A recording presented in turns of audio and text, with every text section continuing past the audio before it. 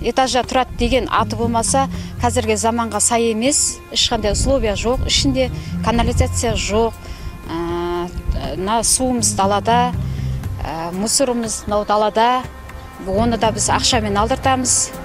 Суды өзіміз жарылса, неғса өзіміз бәрін өзіміз қолдап істейміз. Тек балдарымызға қиын болып тұр.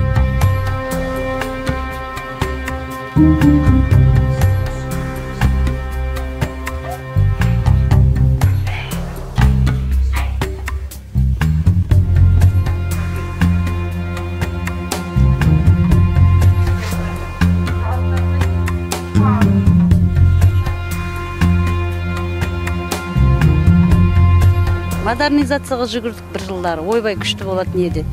Бүкіл этаж қол қойып берді. 100% қол қойып берген кезде пәтер бөліміне апарып, мен өз қолыммен тапсырдым.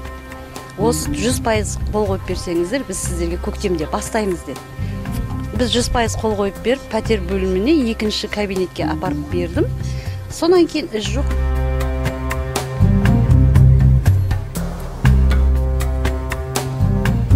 Күні осы 3-4 күн бұрында өзім барып, сон тұрғындармен кездесіп, жалпы санитарлық жағдайы бойынша тұрғындарға түсіндірме жүргіздік.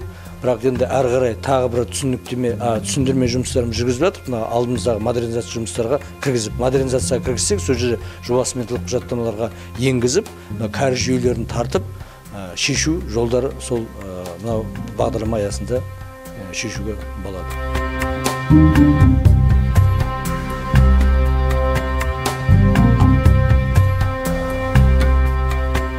Thank you.